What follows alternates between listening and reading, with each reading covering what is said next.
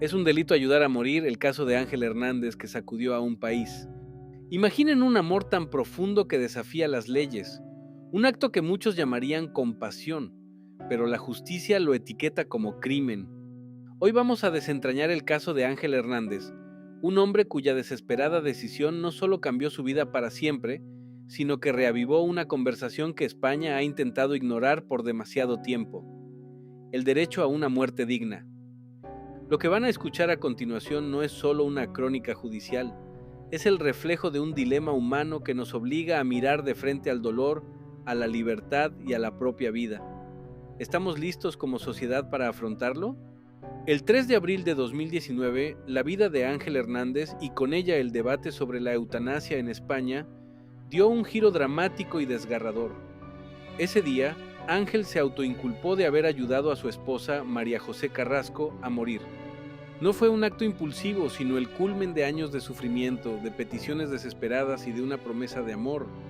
Este suceso, captado en video y difundido por el propio Ángel, no solo conmovió a la opinión pública, sino que catapultó la lucha por la despenalización de la eutanasia y el derecho a una muerte digna al centro del debate nacional e internacional.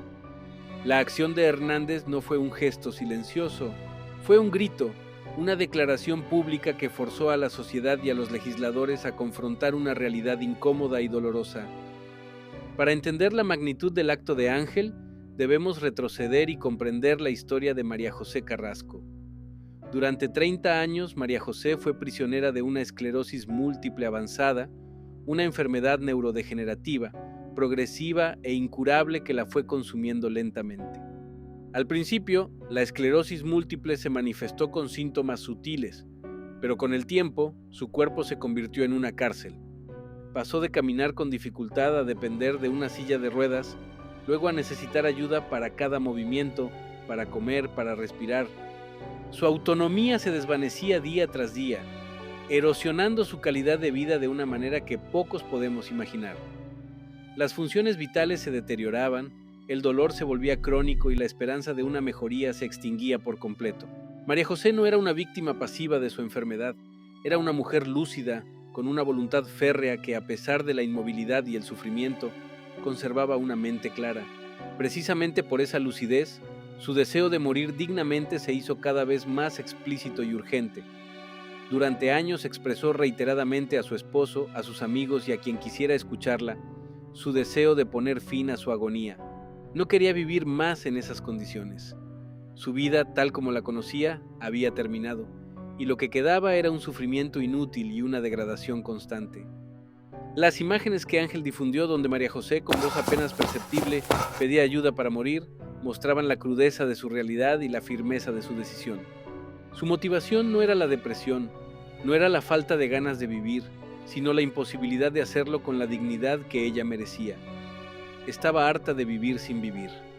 Ante esta situación, Ángel Hernández se enfrentó a un dilema moral y legal insoportable. Amaba a su esposa y quería aliviar su sufrimiento, pero la ley española tipificaba como delito la ayuda al suicidio.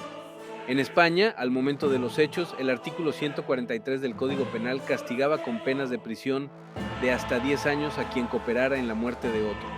A pesar de las peticiones reiteradas de María José y sabiendo las consecuencias legales, Ángel tomó la decisión que consideró un acto de amor supremo: ayudarla a morir. No buscaba impunidad. Al contrario, su autoinculpación fue deliberada y pública. Quería ser juzgado. Quería que su caso sirviera para visibilizar la dramática situación de miles de personas con enfermedades incurables y dolorosas que, como María José, deseaban decidir sobre el final de sus vidas. Su objetivo no era solo liberar a su esposa del dolor, sino también liberar a la sociedad del silencio y la hipocresía en torno a la muerte digna. Si la ley es injusta, la desobedeceremos, parecía decir su acto, buscando un cambio legislativo que reconociera la autonomía individual.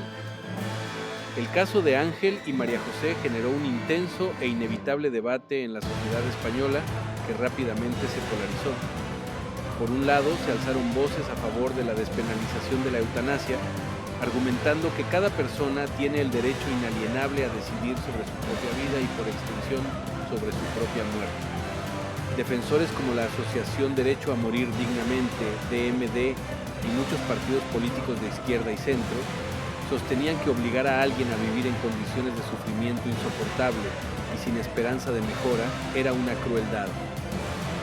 Remarcaban que la dignidad humana no solo reside en la vida, sino también en la libertad de elegir cómo terminarla cuando el dolor y la degradación son absolutos.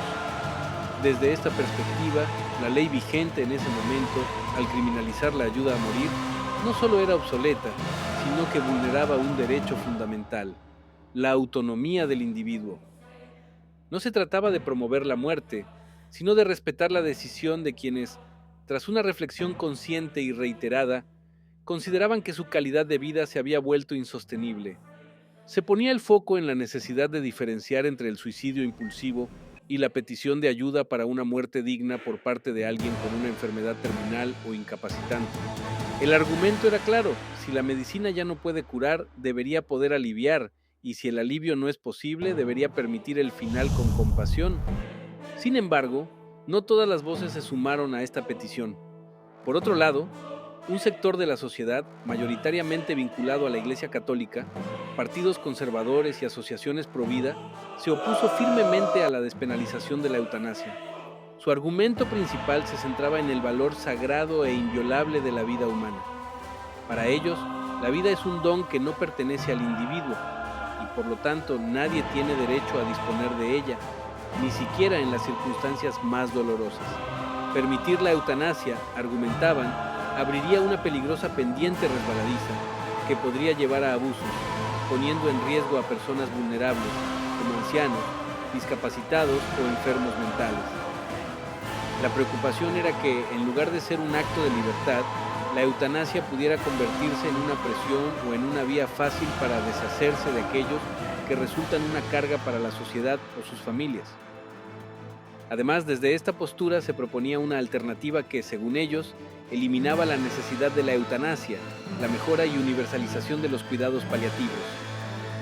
Sostenían que, si se ofrecieran los recursos adecuados para controlar el dolor físico y emocional y se brindara apoyo psicológico y espiritual a los pacientes terminales, el deseo de morir desaparecería en la mayoría de los casos.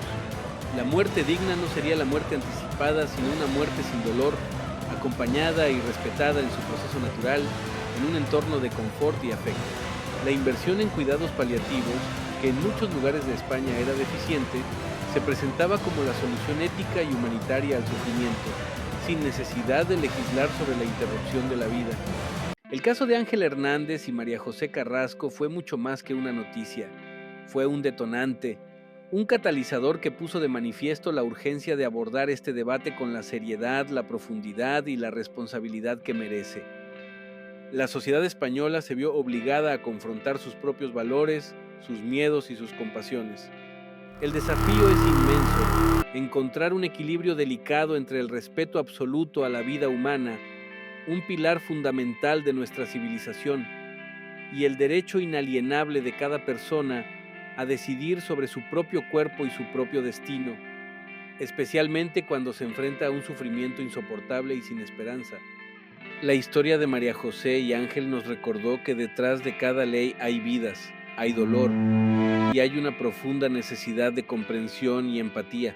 Este debate no es blanco o negro, está lleno de matices grises, de dilemas éticos y de decisiones que nos definen como sociedad. A raíz de este caso, el debate político se intensificó. Diversos partidos impulsaron iniciativas legislativas en el Congreso de los Diputados.